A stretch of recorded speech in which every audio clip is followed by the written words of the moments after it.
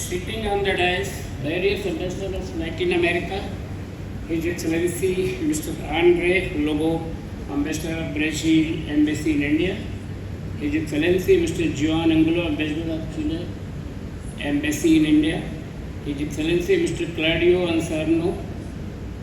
Ansorena, Ambassador of Costa-Rica Embassy in India, His Excellency Mr. Alberto E. Guani, Ambassador of Uruguay Embassy in India,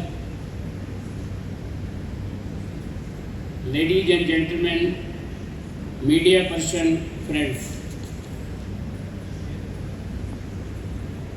It is a great opportunity for Indo-Latin American Chamber of Commerce to give the presentation what the business possibility, scope and opportunity is available between India and Latin America. So we are here to share the various information and detail to the trade, to the people who are interested to develop their business in Latin America and vice versa. In fact, Latin America is the most dynamic renewable energy markets in the world. Most dynamic energy market, with more than a quarter of primary energy coming from renewable energy twice the global energy. If you compare the global energy, then most of the proportion share is coming from Latin America itself.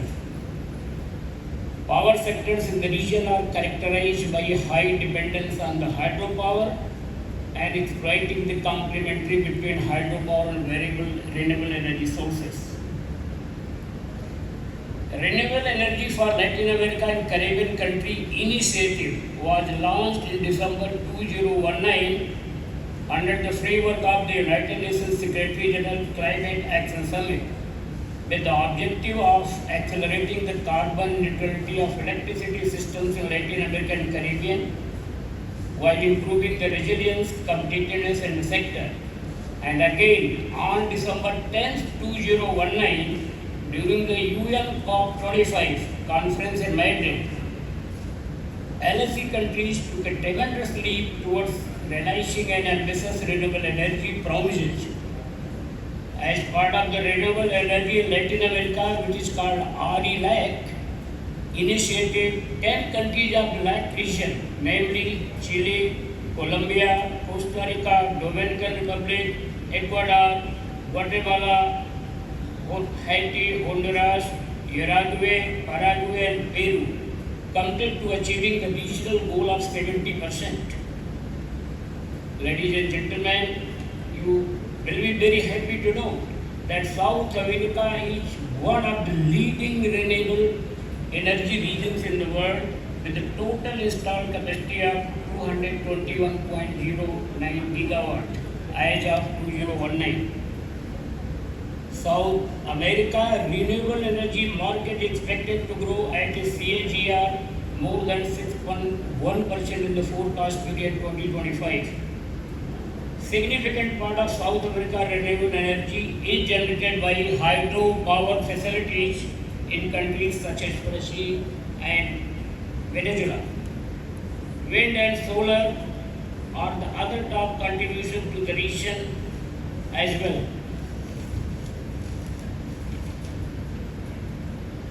South America itself has set a goal of reaching at least 70% of the renewable energy and electricity by 2030. And in this region, countries like Brazil, Chile, both are ambassadors sitting here, and Mexico rank among the top 10 global renewable energy markets in terms of investment. And according to ARENA, Brazil leads wind and solar power growth in Latin America. So see the capacity and the growth of the Brazil. It generates more than 58% of the electricity from hydro. Uruguay, sitting here, generates around 98% of electricity from carbon-free sources like wind energy. Now we focus to the Central America. Central America is the largest share of renewable, 56%, and most diverse mixture of renewable generation composed by biomass, geothermal, wind and hydro. Costa Rica, El Salvador, Honduras and Nicaragua have developed some geothermal resources too. Costa Rica and Uruguay and Paraguay both generate virtually all electricity through renewable energy. And Costa Rica, though small in size, Excellency sitting here, has proven to be a giant in using renewable to genetic national electricity nearby 100% of its electrical grid is powered by renewable. Largest by hydropower, but it's adopting solar and wind sources as well. Countries now working on a border decarbonization strategy focusing on the transportation. See, Costa Rica renewable energy supply more than 98.53% of the energy output in the entire nation in 2018. 99% of our electrical energy was derived from renewable energy sources and 80% out of which is hydroelectric power. Like Guatemala, 65% of Guatemala energy grid is based upon renewable sources such as hydropower. See, clean energy corridor of Central America, because of Central America the ministers are here.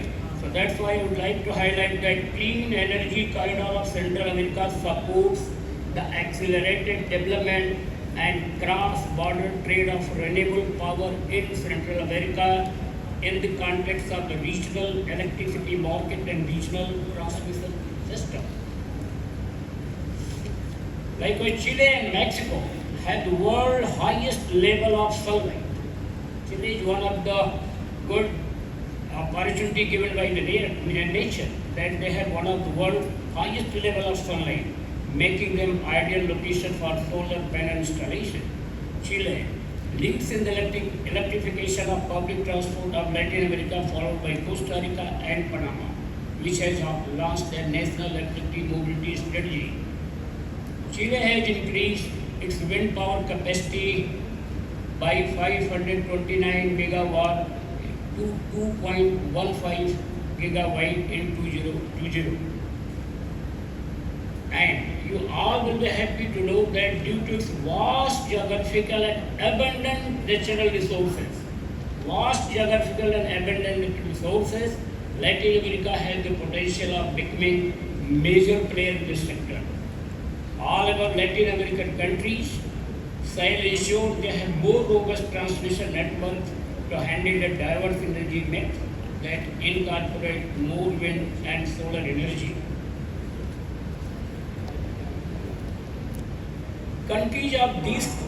Government of these countries energy planning allows government to realize the policies needed to ensure that the increase its demand is met with renewable generation rather than more fossil fuels that would set back progress in meeting carbon emission targets.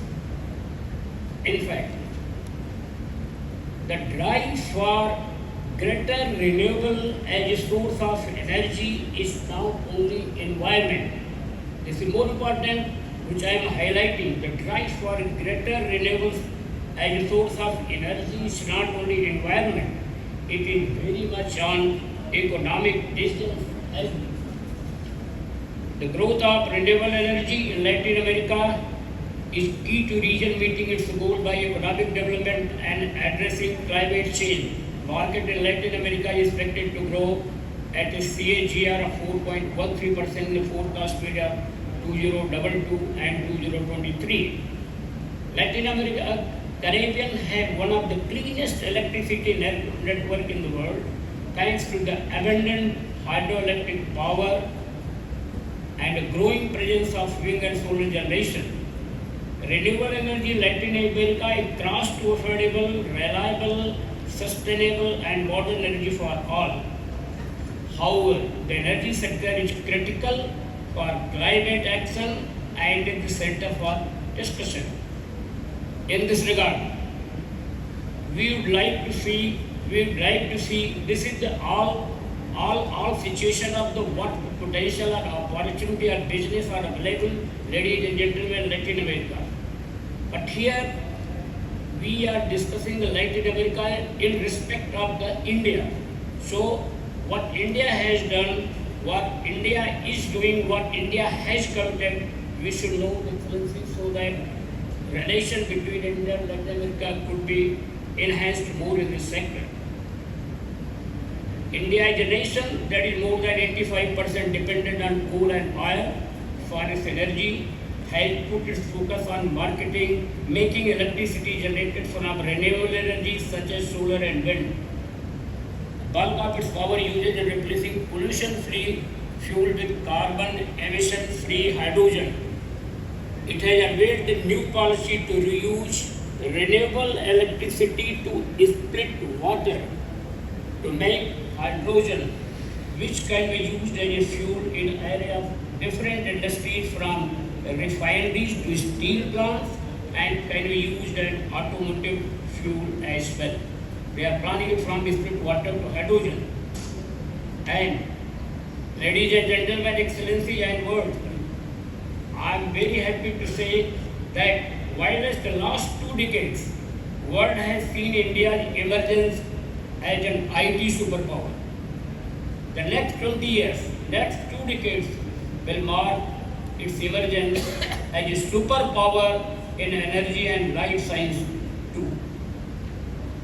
India stands committed to reduce emission intensity by its GDP 45% by 2030 from 2005 level and achieve about 50% cumulative electric power installed capacity from non-fossil fuel based energy sources by 2030. This is commitment by the Indian government. In this regard, addressing the world leaders at United Nations 26th Conference of Parties COP26 at Glasgow in November 2021, our Honorable Prime Minister Sri Narendra Modi ji listed out 5 commitments of India, which you can see 5-fold strategy, which he termed in the Indian terminology called Panchamrit, to combat climate change with bold announcement that it will achieve the target of net zero emission by the year 2070. This is the commitment from the India government. Achieving 500 gigawatt non-fossil energy capacity by 2030. And what is the 5 strategy in a very short? India will take its non-fossil energy capacity 500 gigawatt by 2030. India will meet 50% of energy requirement from renewable energy by 2030. Third, India will reduce the total projected carbon emission by 1 billion tons from now till 2030. Fourth, by 2030, India will reduce the carbon intensity of its economy by more than 45%. Fifth, by the year 2070, India will achieve the target of net zero emission. So this is the commitment which our Honorable Prime Minister has committed in that meeting, that we will be 2070 net zero emission. And these are the Panchamrit will be unprecedented contribution of India to climate action. Excellencies, for your information, I just would like to inform you that India also launched One Sun, One World, One Grid, that is called OSOWOG. In that conference, with the aim to harness solar energy, wherever the sun is shining, across the globe, across the world, where sun is shining, India wants that there should be solar energy to be produced. And for the information of the Excellency of the various countries sitting on the dais, first, India's commitment to achieve the net zero emission by 2070 is akin to not just walking the talk on the climate crisis, but running the talk as well. So India is committed and India is sure it will be able to fulfill its target. Finally, in my conclusion remarks, we would like to emphasize that India has great potential growth in the renewable energy sector. India and Latin American countries can use develop mechanism to grow in this sector together. As I said, that Latin America has the potential, great potential opportunity in this sector. So India and Latin America will develop the mechanism to grow this sector together, and more could be an example or lead to the world. In this regard, we would like to refer to South-South cooperation. South-South cooperation, where Latin America excels, which a part with India, Africa and other part, we have committed to make the earth free of this emission at the earliest. Therefore, from this dais, we hereby announce to have one more, we announced to have more and more interactive session in RE sector in LACC region and vice versa in India. I will request and I will suggest to the Excellencies that you please think about this, and we may organize this type of seminar or interactive session in Latin America, in various countries. Let the Excellencies sitting on the dais come forward and join hand with us to organize such REXPO in their respective country in the year 2023 onwards. Excellencies, the growth of this sector shall not only create new and clean environment to the human being, but it shall also create more employment and economic growth in both the region. This is not only clean energy, sir. It is more employment and economic growth also. I therefore hereby call upon to the Excellencies sitting on the dais and various Excellencies of Latin America and all concerned to the sector, to the private industry and private businessmen to come forward, join hands together for the welfare of human beings across the world and for our coming future generation too, by following our old Indian philosophy and thoughts saying Sarve Bhavantu Sukhina, means let the world be happy and prosperous.